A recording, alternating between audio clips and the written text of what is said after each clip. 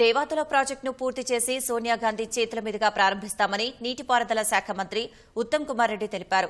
భువనగిరిలో నిర్వహించిన భువనగిరి పార్లమెంటు నియోజకవర్గ స్థాయి సాగునీటి కాలువల పనులపై సమీక్షా సమావేశంలో రెవెన్యూ మంత్రి పొంగులేటి శ్రీనివాసరెడ్డితో కలిసి మంత్రి ఉత్తమ్ కుమార్ రెడ్డి పాల్గొన్నారు.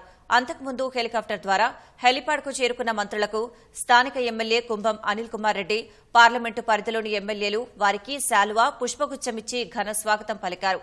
వారు నేరుగా భువనగిరి మండలం అనాచిపురం శివారులోని బునాదిగాని కాలువ వద్దకు చేరుకుని మంత్రులు పొంగులేటి శ్రీనివాసరెడ్డి, ఉత్తమ్ కుమార్ రెడ్డి కాలువ పరిస్థితిని పరిశీలించారు.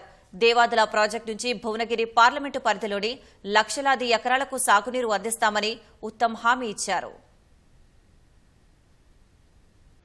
ఈ 3 కాలువలకి సంపూర్ణంగా రెస్టోర్ చేయడానికి ఎన్ని నిధులైనా మంజూరు చేస్తాము అని చెప్పి అయితే నేను ముందు చెప్పినట్టుగా నీళ్లున్నాయి, మీకు అది కాలువ కావాలంటున్నారు.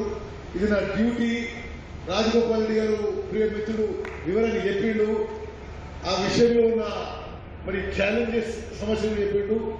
నా సైడ్ నుంచి ఇరిగేషన్ మంత్రిగా మేము హామీ ఇస్తున్నా. ఈ బునియాదిగాని కాలువ, పిల్లైపల్లి కాలువ, ధర్మాజిపాల కాలువ మంజూరు చేస్తాము. అదేవిధంగా ల్యాండ్ అక్విజిషన్ లో మీరు కొంత ఒక కోఆర్డినేటర్ పాత్ర పోషించాలి. ఉమ్మడి నల్గొండ జిల్లా సస్యశ్యామలు చేయడం నా ధర్మంగా నేను భావిస్తున్నాను.